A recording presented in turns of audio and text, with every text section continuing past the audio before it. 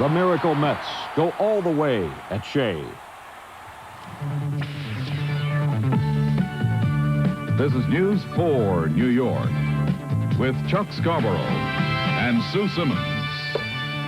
Well, good evening. The New York Mets are baseball's 1986 world champions. Yeah, and they won the World Series tonight the way they won virtually all of their postseason games. Gutsy, heart-stopping, come-from-behind baseball. Miracle upon miracle, from the brink of defeat to a 16th inning win in Houston. Then Saturday night at Shea, down 2 runs and 2 outs and 2 strikes in the bottom of the 10th. One swing of the bat away from extinction. The Mets squeezed out 3 desperation runs to win. And tonight in Game 7 at Shea, the series tied 3-3, down 3 runs into the 6th. The Mets once again reached into their bag of miracles, and they are the 1986 world champions. Len Berman begins our team coverage. Len? Thank you, Chuck. They called them the Amazing Mets in 1969 when they last won the World Series. So what do you call these champions? They were dead and gone Saturday and came back. They looked dead in the 6th tonight, down 3-0. They came back to tie again. Call them doubly amazing. Tied 3-3 in the 7th. MVP Ray Knight with the big blow. He homered to left off Calvin Schiraldi. It broke the tie, and before the inning was out, the Mets led 6-3. And then Darryl Strawberry delivered his first home run and first RBI of the series. Shea went nuts. It was 7-5 Mets. And when Orozco got Barrett, that was it. 8-5 the final. The New York Mets proved there is life after death. And tonight, they are world champions.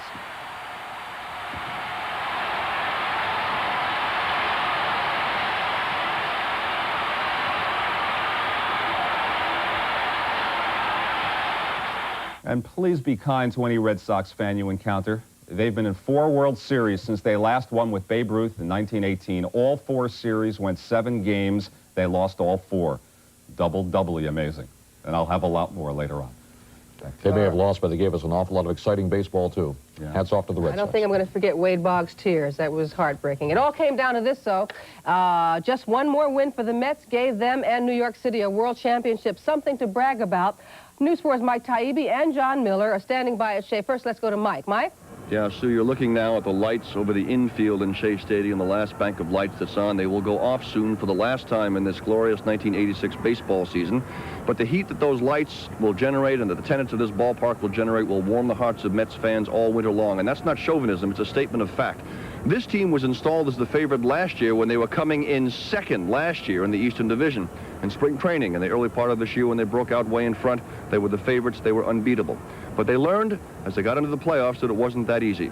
There was, as Bob Costas put it before, a crucible of a series against Houston, and then a game Red Sox team which was battling not only the Mets, but destiny. A tragic destiny for Red Sox fans, certainly, because as we just heard from Len Berman, they had played 4 World Series, gone 7 games each time, and lost each time.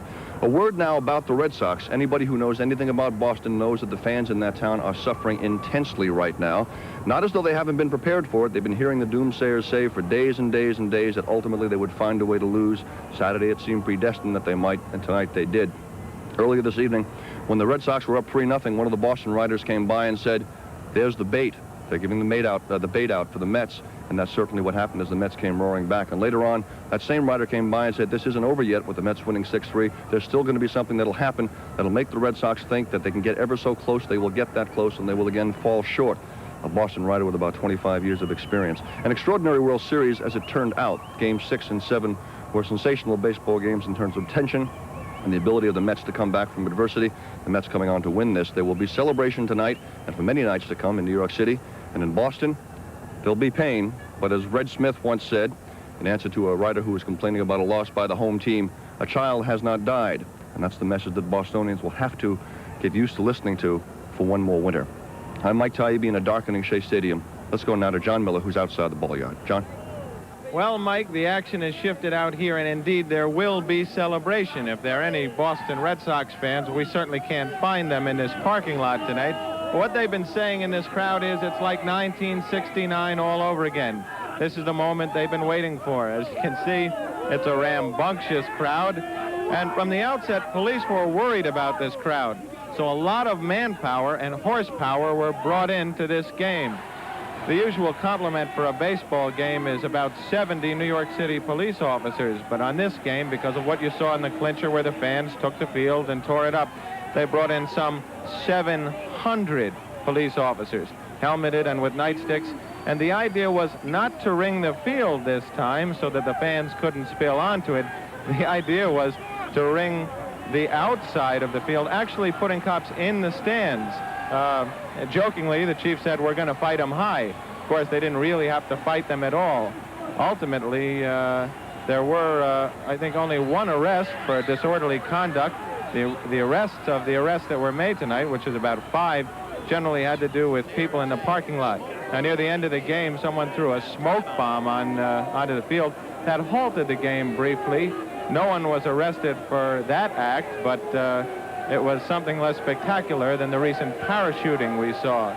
So finally, when the game did end, the police department brought on some 80 cops on horseback. 80 cops on horseback.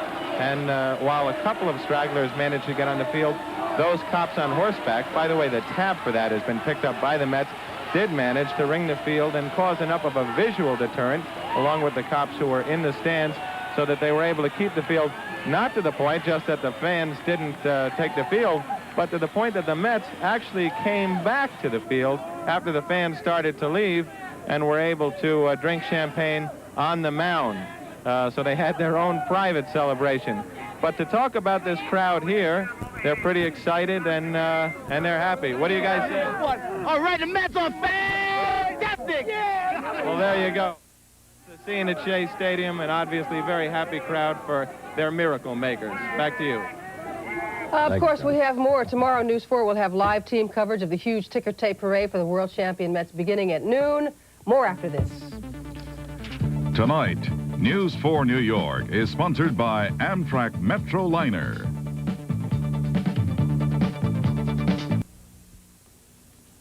Continuing the Mets story. Tonight, it's champagne for the champions, a celebration certainly suited for the world's best baseball team, and that indeed they proved tonight. Sal Marciano was in the locker room right now, the Mets locker room, of course, and we're going to go to him. Sal? Thank you, Chuck, and we're in the midst of a party here in the Mets clubhouse. Gary Carter is with me. An obvious question has to be, you're down 3-0, 1 hit until the 6th, and this team put it together with the rally. Well, we really did, Sal, and that's the way it was all year for us. We just never died as a team. We had our backs up against the wall, if you remember, against Houston, and we came back in that ball game. Here we were down 2 games to nothing. We did the inevitable, went into Boston, won 2 out of 3 there, and now we're here, and we're the world champions. We're enjoying it. We're celebrating, and that's really what it's all about. We may not get Ray Knight on the air here, but I understand he's been named most valuable player, and that is an incredible story unto itself. Yes, it is, and the comeback player of the year as well. Ray had a fantastic year for us, a great series, and everybody played such a large part of this series. And as far as I'm concerned, we're all MVPs because we just did it all together, and that's what it's all about. We're the world champions, and that's really all that matters. Congratulations. See you at the parade tomorrow, right, Gary. With me is Roger McDowell, who gets the win in relief, even though you watched the game on the bench. Yeah, I'll take it any way I can get it. You know, Jesse comes in and does a fantastic job, and shoot, I screwed away with the win, but we'll take it because we just won in the end. That's all that matters. Okay, thanks very much. Okay. Congratulations. Okay, we'll have more from the clubhouse. One more, Lee Mazzilli. Another great story. Lee Mazzilli, picked up by the Mets in early August, went down to the minors so he could stay in the organization, was brought up in the World Series in Game 6. He comes through with a pinch hit single. Tonight he started the big rally with a pinch hit single in the 6th inning. Well, I might have started it, Sal, but I'll tell you what, 23 other guys finished that rally for us, and we did it as a team. That's it. I think Brooklyn exploded when you got your pinch single tonight. I think 55,000 people in the stadium exploded. But anytime you can contribute to a team that's going to be the champions of the world, it is so gratifying. It is unbelievable. For me, it's just like a Cinderella story, and I got the glass slipper right now. That's it. It can't be any better. And drink that champagne from the glass slipper, too. Congratulations. Okay. All right, we'll have more from the Mets clubhouse. Let's get back to the studio. All right, thank you, Sal. Thank you. Of course, for Mets fans, there is only one story tonight. That is the Mets story, but there is other news. A former military technician who wanted to get back to the Air Force for kicking him out of the Air Force is in jail tonight under arrest on spy charges. Alan John Davies allegedly tried to pass missile defense secrets to the Soviets to, quote, burn the government. Justice Department officials say Davies called the Soviet consulate in San Francisco to offer the information, but the call was intercepted by FBI agents who posed as Soviets and snared Davies. Davies was involuntarily discharged from the Air Force in June of 1984 for poor job performance. Sue? President Reagan set in motion his major offensive in the war on drugs today by signing the new anti-drug law. With his signature, the president puts almost $2 billion to work in federal programs and in hiring hundreds of enforcement officers. Penalties on most serious convictions are also raised under the new law. President Reagan calls it the vaccine that is going to end the drug epidemic. President Reagan also signed an executive order today that starts up the Anti-Apartheid Act. Under it, business between the U.S. and South Africa will be drastically cut. President Reagan opposed the act, but Congress overrode him. Governor Cuomo tonight is rethinking his demand that a supporter of Louis Farrakhan join his debate with GOP challenger Andrew O'Rourke. Cuomo says that he is asking Leonora Fulani how she agrees or disagrees with black Muslim leader. O'Rourke already said he won't appear with the New Alliance candidate because of her link to Farrakhan, a man O'Rourke calls a hate monger. This woman and her party do not belong on the same platform with the great Democratic Party and the Republican Party, and I am surprised and shocked that the governor of this state condemn all the evil people for the bad things. I'm asking her, do you agree with those bad things? If she says yes, then you can condemn her. You can have a field day. The public TV debate is set for Saturday night in Albany. Tonight, O'Rourke and Right-to-Life candidate Dennis Dillon agreed to separate 15-minute interviews instead of sharing the platform with Fulani. In another round of ceremonies honoring the Statue of Liberty's 100th birthday, 80 Americans today were awarded Medals of Liberty. The medals were intended to placate ethnic groups who felt left out of Liberty Weekend. Many of the more celebrated recipients failed to show up, but enough did to make it a stirring event. With the winners on the dais, Andy Williams sang for the guests, among them former baseball star Joe DiMaggio, developer Donald Trump, and former boxing champ Muhammad Ali. The statue's real centennial will be observed tomorrow with another ceremony for invited guests at the foot of Miss Liberty. As we continue on News 4, more on those miracle Mets, the 1986 world champions. We'll hear from Len, Sal, and Marv when we return.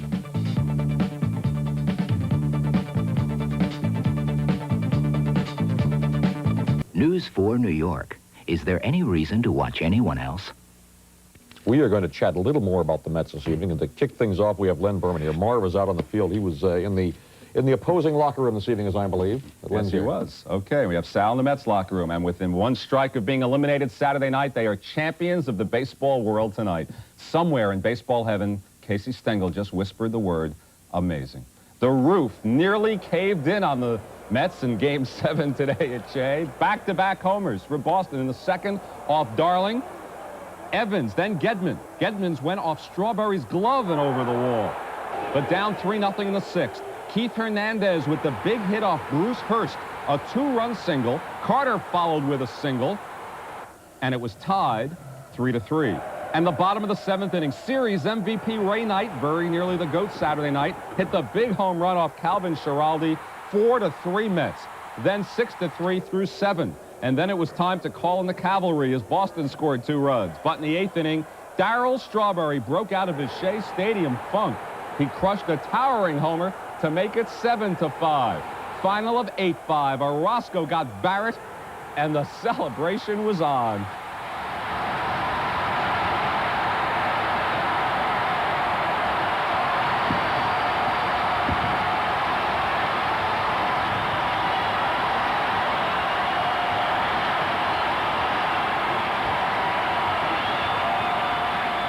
Let's go to Sal Marciano standing by in the Mets locker room. Sal.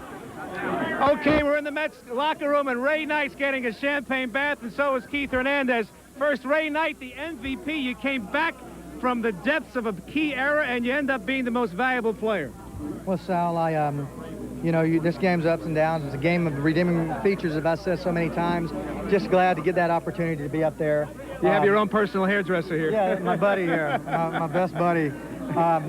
But the whole thing is, in this game you're going to make errors and you're going to fail. You just don't want to cost your team, your teammates and everything. I'm just elated. I don't want to hear anything about that error, though. I've heard enough of that. Keith, maybe he doesn't want to talk about himself, but tell me what the Mets think of Ray Knight. Hey, let me tell you, Ray, there's a lot of guys that have gotten a lot of publicity about being leaders on this team. And I'm speaking from the heart. Okay, Ray and I got so close this year, and we didn't last year because Ray had such a difficult season. And, when you're having a bad season and you're wondering whether because of Ray's injuries, and Ray can always hit. I played against Ray in AAA, and Ray had known each other for years, since '74. And to have Ray get the MVP And really, Ray is the deserving MVP. He got the gutty hits for us and deep in the count behind.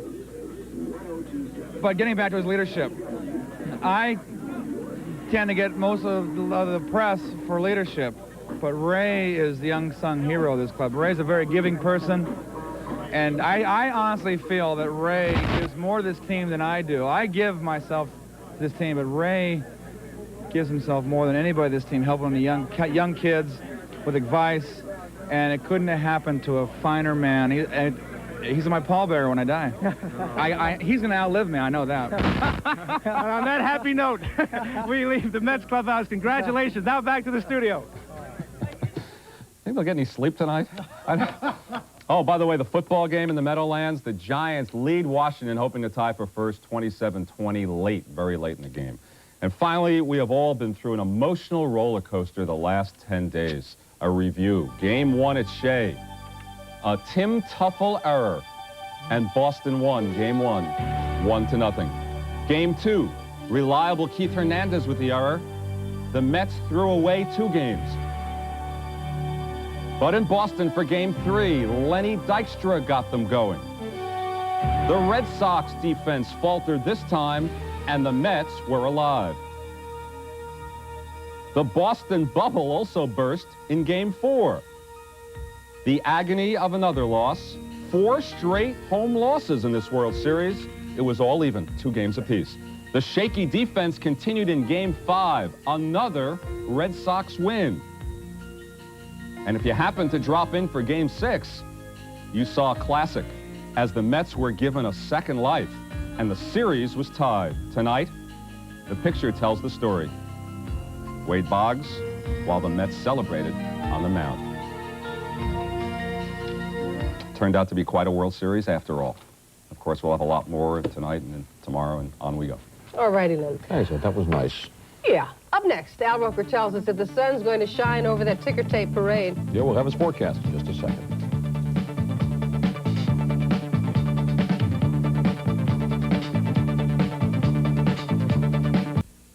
I think Al forecast the Mets win this evening, didn't he? Who remembers? His forecast is right on.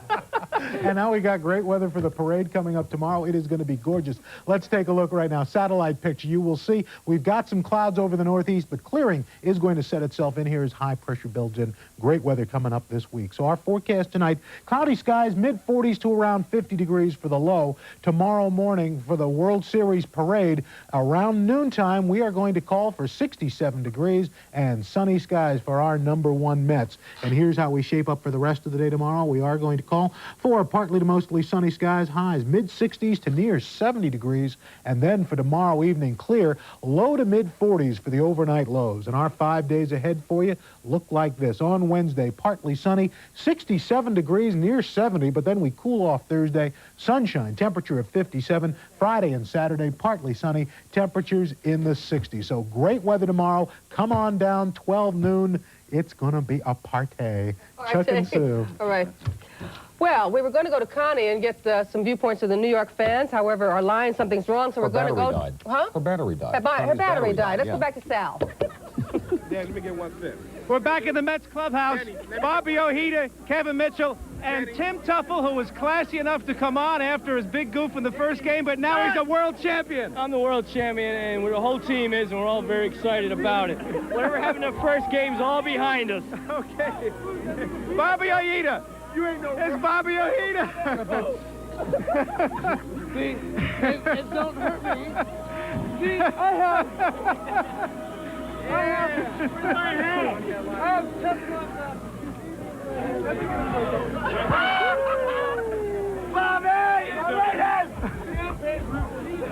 Bobby, how's it feel? It feels incredible, Mr. Tuffle. Like you're swimming. Feels like I'm swimming, but I don't feel it. I don't feel a thing. Sal is off the air, by the way. These are shatterproof. These are... Would you quit drinking my beer? Do you always act like this, Kevin Mitchell? See? You always I don't feel a thing. Bodies at your local supermarket. This interview is now over. They're rainproof, Yeah, we want to... Do we try it? No. We want to thank Saldo for that illuminating interview there from the locker room. That's very nice. We also want to thank Connie, who stood by all night in a bar in New York and nothing. Her battery died. I'm not surprised that her battery died, standing by in a bar all night.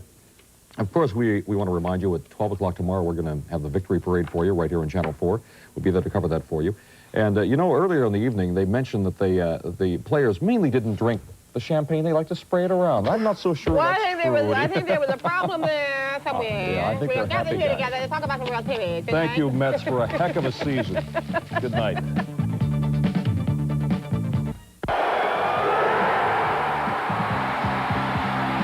This has been a presentation of News 4 New York.